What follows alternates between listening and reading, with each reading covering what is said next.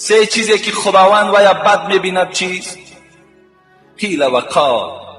یکم گفتن و میگن. یکم چیزی که پروردگار وی بد میبیند این است که گفتن و میگن. چگونه ای که در مردم ما و شما بسیار است. بابام گفت، اکم گفت، یا فلانی میگه. اینها را خداوند بد میبیند. گفتن و میگن اینا حقیقت ندارد. دوم چیزی که خداوند بد ببیند این چیز و کثرت السؤال، سوال دادن بسیارم پروردگار بد میبیند. سوالم باید اندازه داشته باشد.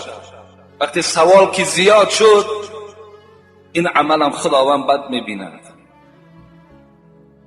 سوم چیزی که پروردگار بد میبیند و اضاعت المال، ضایع کردن مال است.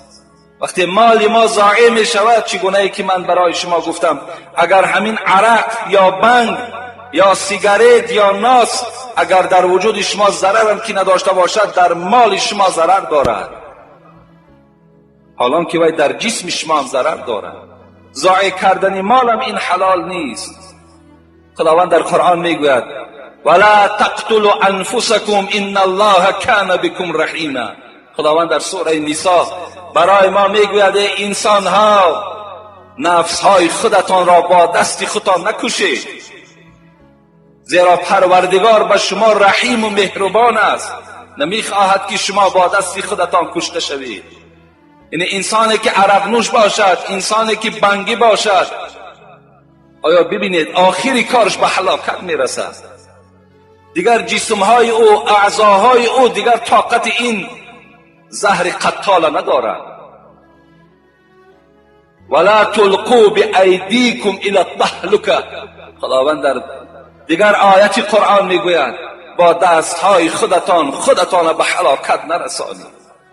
انا همین آیت ها، از همین آیت ها استدلال کردن، دلیل کردن، گفتن انسانی خودکشه جنازش درست نیست. کسی خودکشی میکند یعنی با دست خودش وقتی که به قتل میرساند او را جنازش درست نمیشود. و اگر انسانی هم که از عرق و از بنگ از دنیا میگذرد، وای الله که چی هست، اگر چی جنازش هم که خوانند وای دیگر ایمانی به سلامت نمیبرد.